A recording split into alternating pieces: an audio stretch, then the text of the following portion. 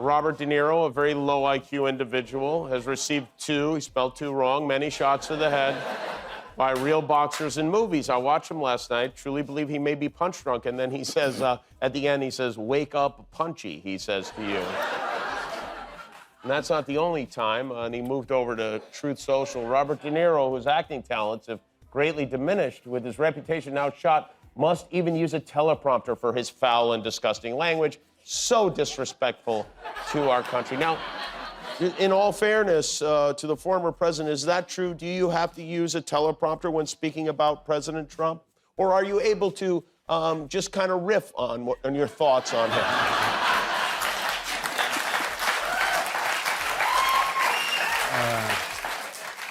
Yeah, he's so stupid.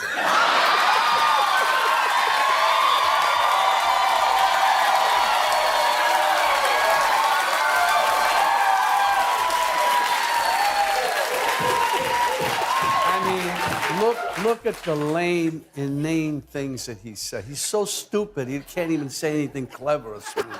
Trump called one of the greatest actors in American history punch drunk. A man with 2 Academy Awards, a man who has been making movies since before most of Trump's cabinet members were born. And Trump's insult was so poorly written, he couldn't even spell the word "to" correctly. This is the man running our country. He can't spell a 3-letter word, but he's calling Robert De Niro low IQ. And De Niro didn't flinch for a single second. He sat on that stage and said exactly what he thought. No filter. No PR team to telling them to be careful. Just the truth. And if you're watching this and you remember what this country used to look like, please drop a comment down below. Your perspective matters more than you know. And if you haven't subscribed yet, please do, because we need every voice in this fight, especially the ones that have been watching this country the longest. He's a moron.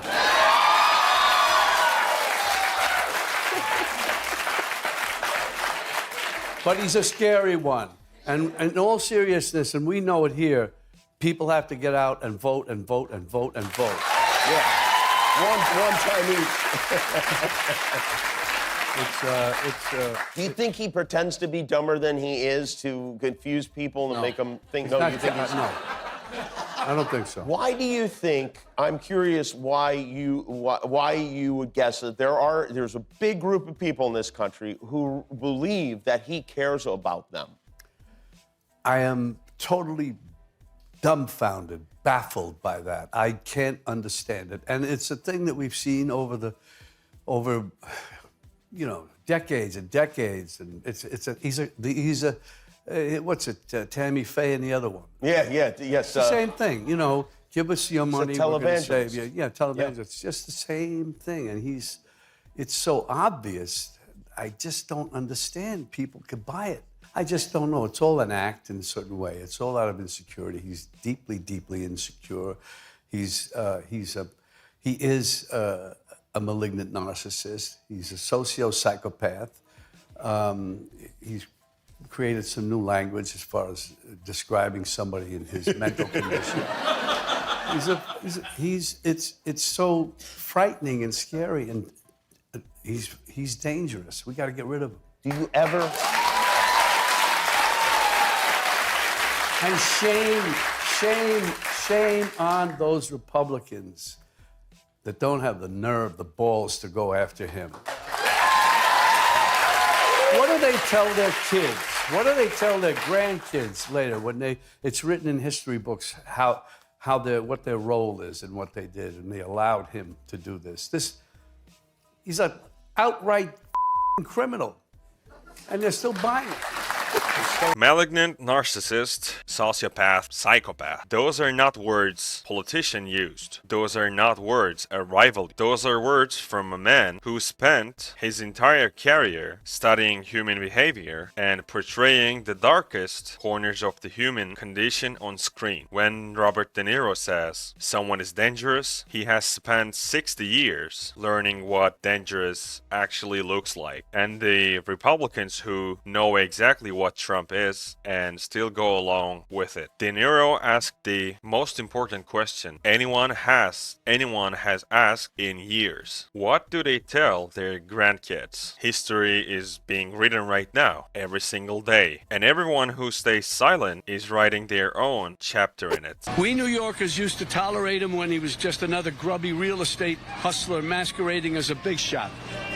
A two-bit playboy lying his way into the tabloids, pretending to be a spokesperson for himself.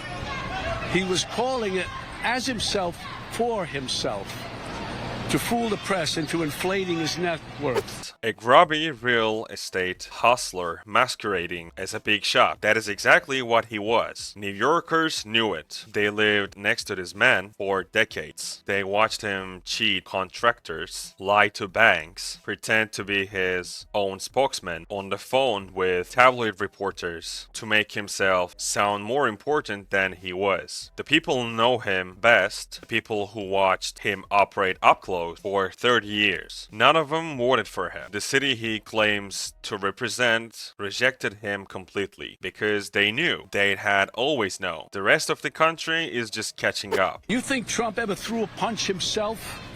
Or took one? This guy who ran and hid in the White House bunker when there were protesters outside? No way.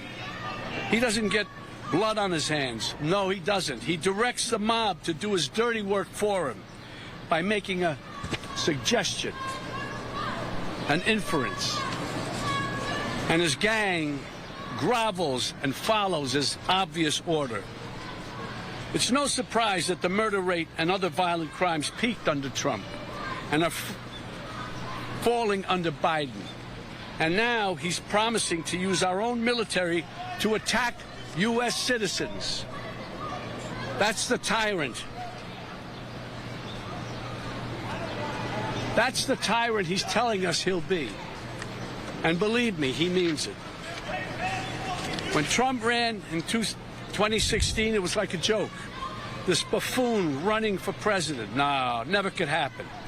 We'd forgotten the lessons of history that showed us other clowns who weren't taken seriously until they became vicious dictators. He hid in the White House bunker when protesters gathered outside. The man who spent 4 years telling America he was the toughest, strongest, most fearless leader in history ran and hid underground when things got uncomfortable and then sent another person out to face the crowd. That is not strength, and we know that that is not courage too. That has never been courage. Real courage is what the officers who defended the Capitol on January 6th showed. Real courage is what De Niro showed standing outside that courthouse while Trump supporters screamed at him. Trump has never once in his life put himself between danger and someone else. Not once.